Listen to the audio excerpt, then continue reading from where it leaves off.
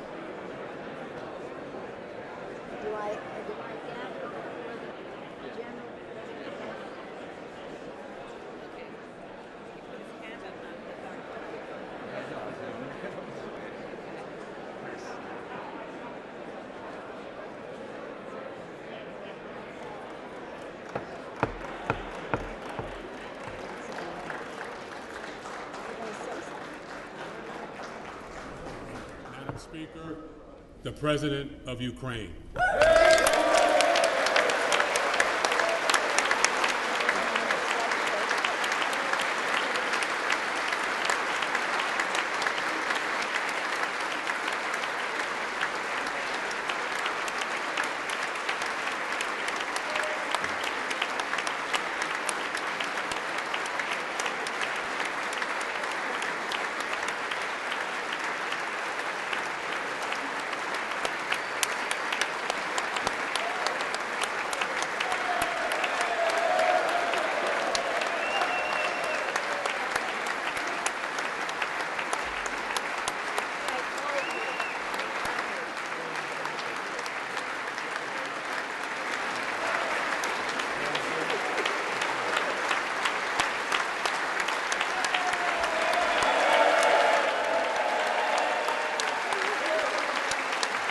Thank you so much.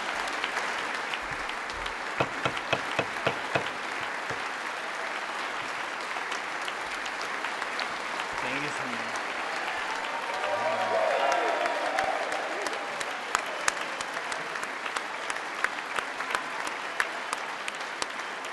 Героям слава.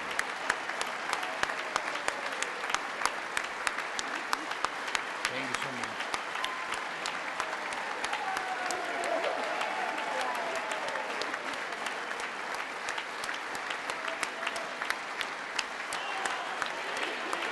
Героям слава!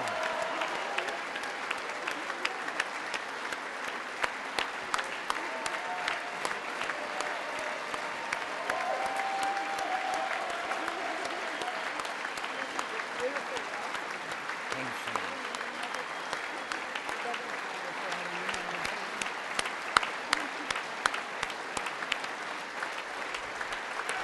Members,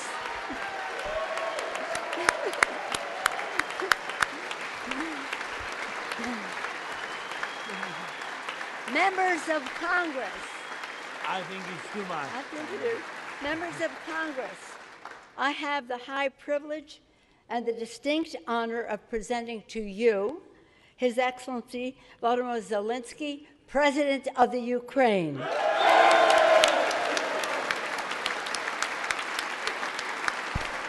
Thank you. Thank you so much.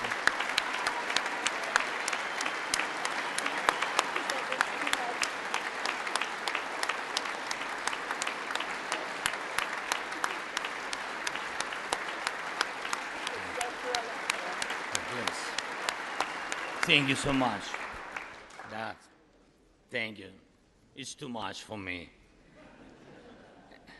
All this for our great people. Thank you so much.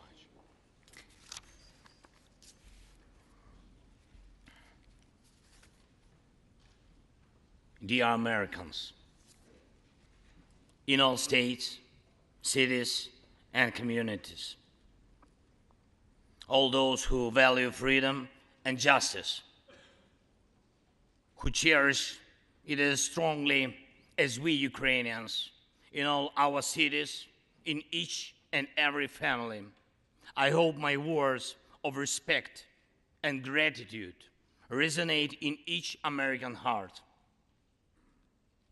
Madam Vice President, I thank you for your efforts in helping Ukraine. Madam Speaker, you bravely visited Ukraine during the full-fledged war. Thank you very much. Great honor. Thank you.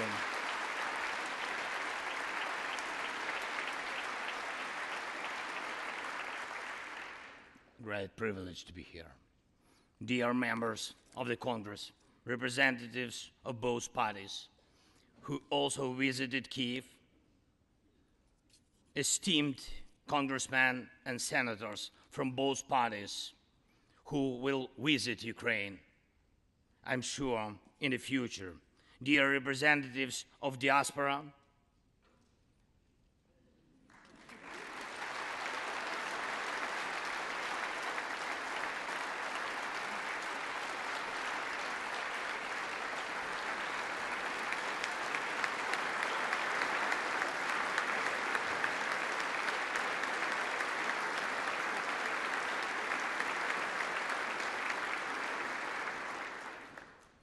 present in this chamber and spread across the country, dear journalists.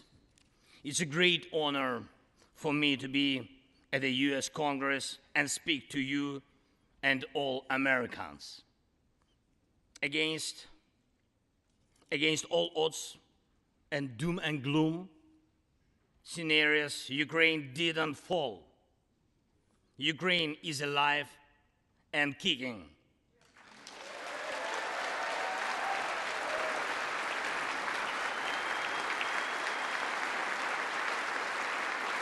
Thank you.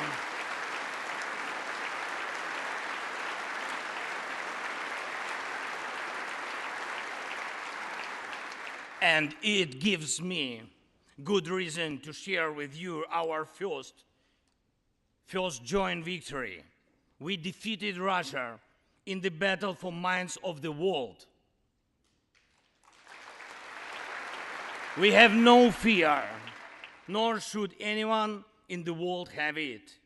Ukrainians gained this victory, and it gives us courage, which inspires the entire world. Americans gained this victory, and that's why you have succeeded in uniting the global community to protect freedom and international law. Europeans gained this victory, and that's why Europe is now stronger and more independent than ever. The Russian tyranny has lost control over us.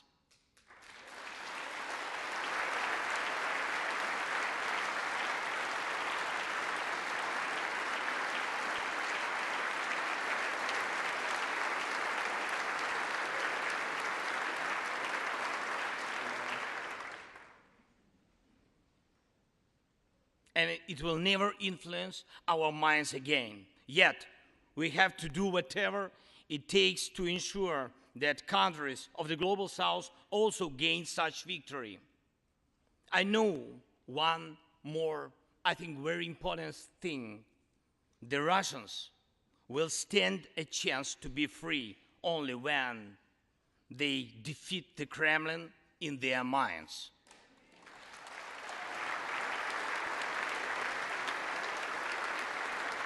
Yet, the battle continues, and we have to defeat the Kremlin on the battlefield. Yes, this battle is not only for the territory, for this or another part of Europe. The battle is not only for life, freedom, and security of Ukrainians or any other nation which Russia attempts to conquer. This struggle will define in what world our children and grandchildren will live, and then their children and grandchildren. It will define whether it will be a democracy of Ukrainians and for Americans for all. This battle cannot be frozen or postponed. It cannot be ignored, hoping that the ocean or something else will provide a protection. From the United States to China, from Europe to Latin America, and from Africa to Australia, the world is too interconnected and interdependent to allow someone to stay aside and at the same time to feel safe when such a battle continues. Our two nations are allies in this battle. And next year will be a turning point. I know it, the point when Ukrainian courage and American resolve must guarantee the future of our common freedom, the freedom of people who stand for their values.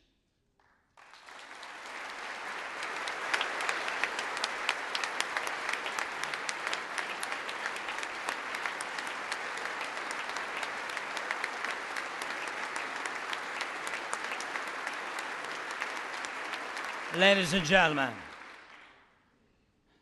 gentlemen, Americans, yesterday before coming here to Washington, D.C., I was at the front line in our Bakhmut, in our stronghold in the east of Ukraine, in the Donbas.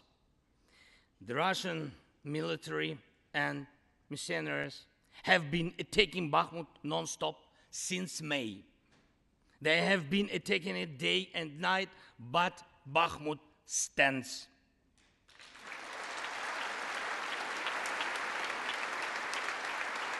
Last year, 70,000 people lived there in Bakhmut, in this city, and now only few civilians stay. Every inch of that land is soaked in blood. Roaring guns sound every hour. Trenches in the Donbas change hands several times a day in fierce combat and even hand fighting, but the Ukrainian Donbas stands.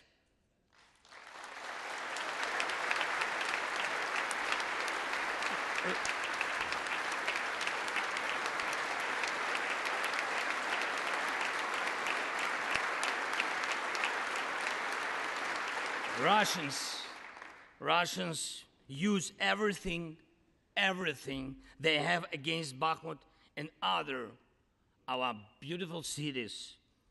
The occupiers have a significant advantage in artillery. They have an advantage in ammunition.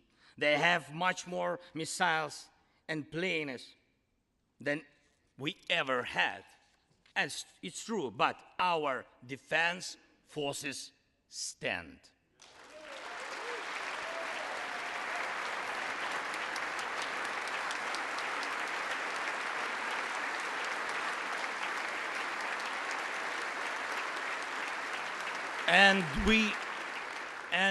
And we all are proud of them.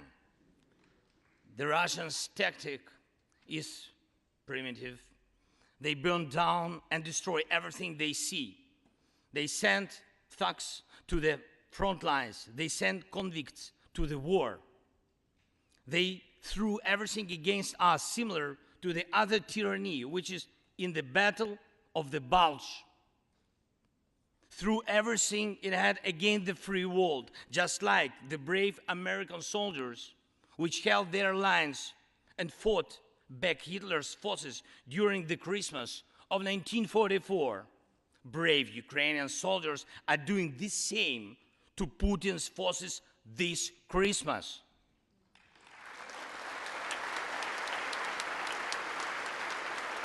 Ukraine holds its lines and will never surrender.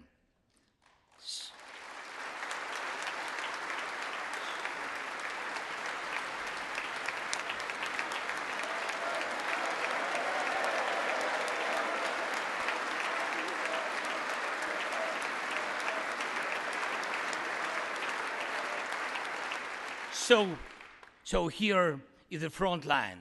The tyranny which has no lack of cruelty against the lives of free people. And your support is crucial, not just to stand in such fight, but to get to the turning point to win on the battlefield. We have artillery. Yes. Thank you. We have it. Is it enough? Honestly, not really. To ensure Bakhmut is not just a stronghold that holds back the Russian army, but for the Russian army to completely pull out, more cannons and shells are needed. If so, just like the Battle of Saratoga, the fight for Bakhmut will change the trajectory of our war for independence and for freedom. If your patriots stop the Russian terror against our cities, it will let Ukrainian patriots work to the full to defend our freedom. When Russia cannot reach our cities, but its artillery, it tries to destroy them with missile attacks. More than that, Russia found an ally in this genocidal policy, Iran. Iranian deadly drones sent to Russia in hundreds became a threat to our critical infrastructure. That is how one terrorist has found the other. It is just a matter of time when they will strike against your other allies. If we do not stop them now, we must do it.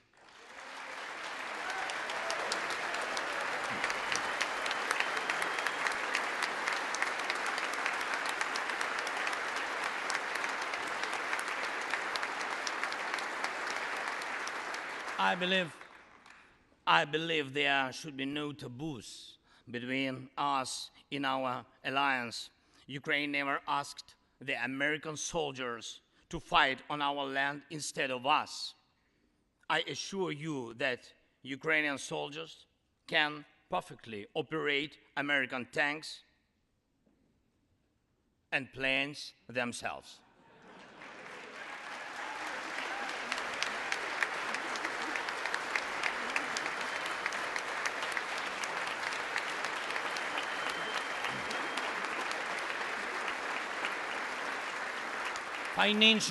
Financial assistance is also critically important, and I would like to thank you very much. Thank you for both financial packages you have already provided us with and the ones you may be willing to decide on. Your money is not charity. It's an investment in the global security and democracy that we handle in the most responsible way.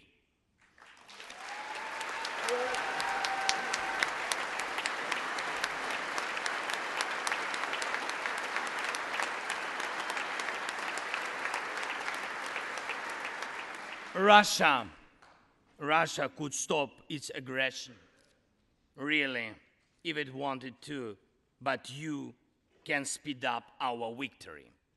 I know it. And it will prove to any potential aggressor that no one can succeed in breaking national borders, no one committing atrocities and reigning over people against their will. It would be naive to wait for steps towards peace from Russia, which enjoys being a terrorist state. Russians are still poisoned by the Kremlin. The restoration of international legal order is our joint task. We need peace. Yes, Ukraine has already offered proposals, which I just discussed with President Biden, our peace formula, 10 points which should and must be implemented for our joint security, guaranteed for decades ahead.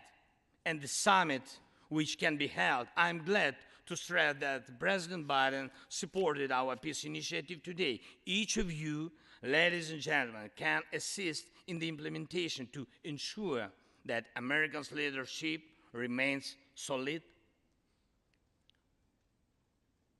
bicameral, and bipartisan. Thank you.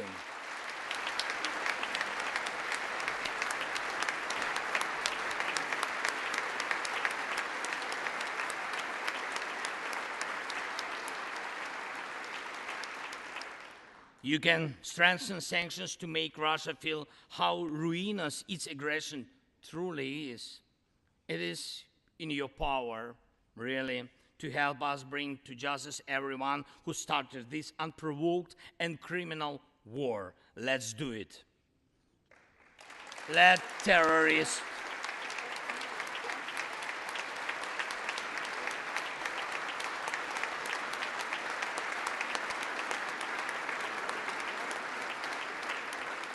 let the terrorist state be held responsible for its terror and aggression and compensate all losses done by this war. Let the world see that the United States are here.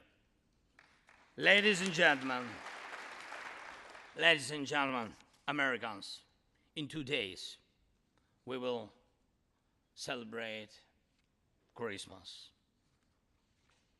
maybe candlelit. Not because it's more romantic, no, but because there will be no electricity. Millions won't have neither heating nor running water.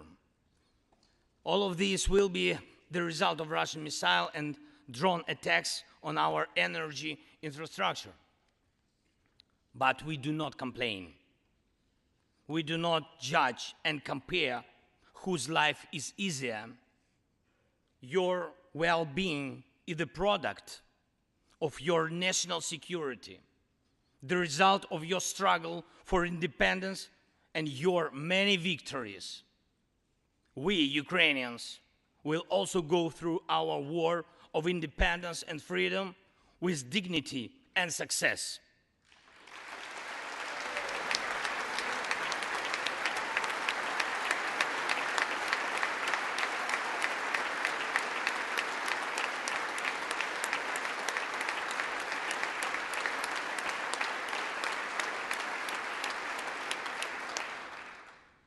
We'll celebrate Christmas.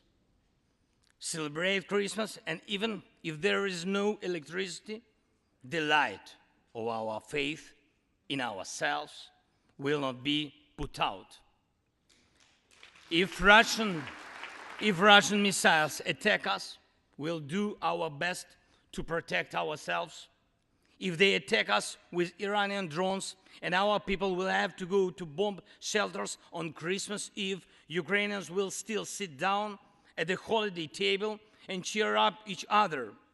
And we don't have to know everyone's wish, as we know that all of us, millions of Ukrainians, wish the same: victory. Only victory.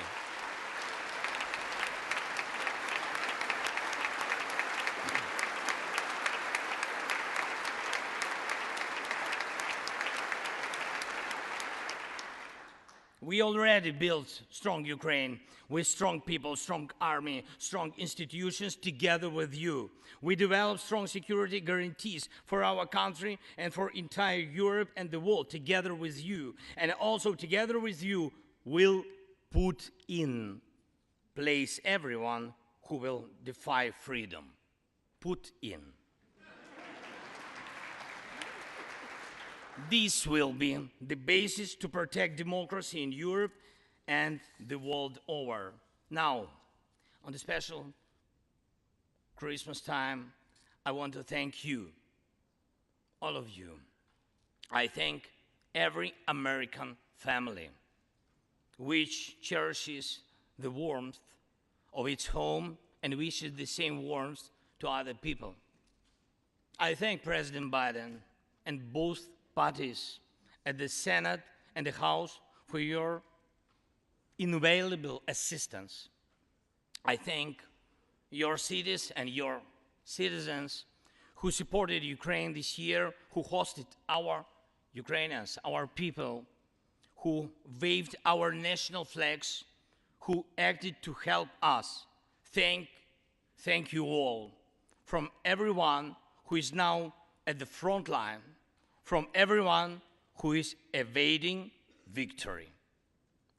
Standing here today, I recall the words of the President Franklin Delano Roosevelt, which are, I think, so good for this moment. The American people, in their righteous might, will win through absolute victory. The Ukrainian people will win too, absolutely.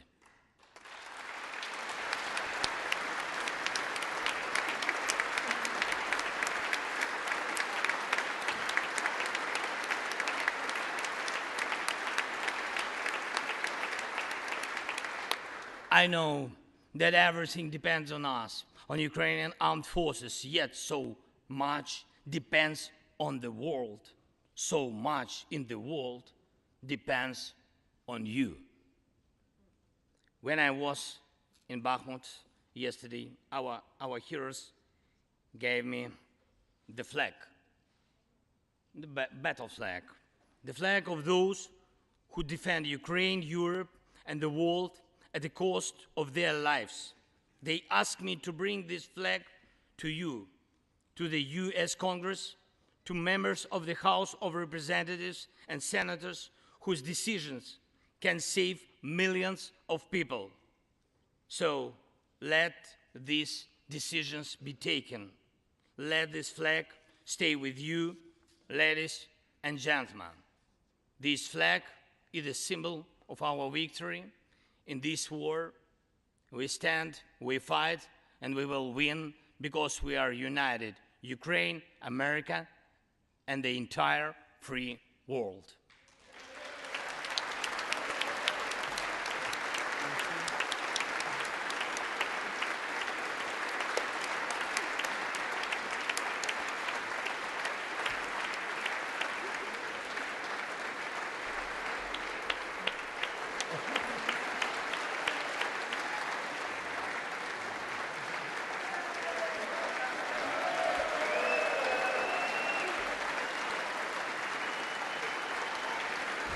Just one thing, if I can, the last thing, thank you so much. May God protect our brave troops and citizens. May God forever bless the United States of America. Merry Christmas and happy, victorious New Year. Slava Ukraini!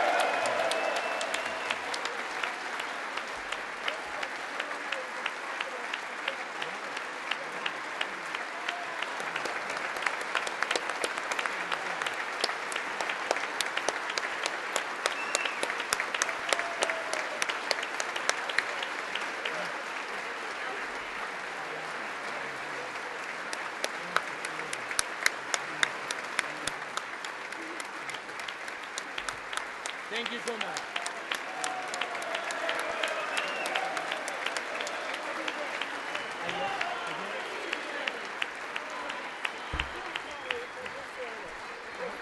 The Capitol today for you. Okay. To me, Somebody will carry it. I can hold. Okay. We'll turn around. Yes. There we go.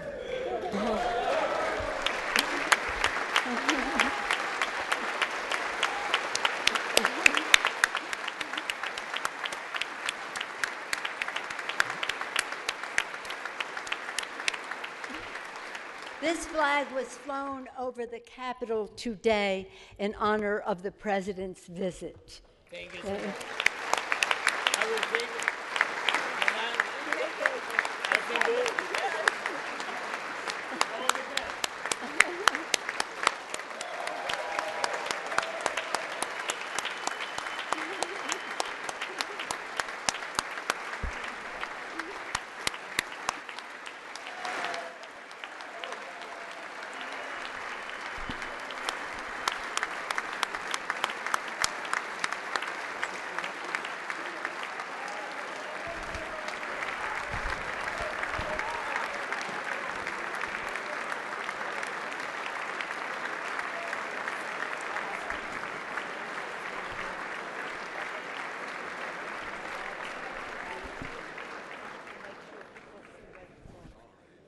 Okay.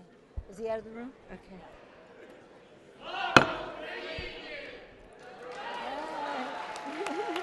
The purpose of the joint.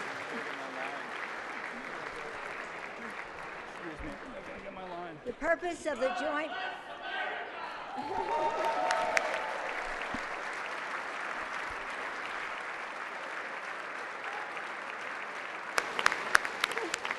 Okay, now, the purpose of the joint meeting having been completed, the chair declares the joint meeting of the two houses now dissolved. The House will continue in recess, subject to the call of the chair.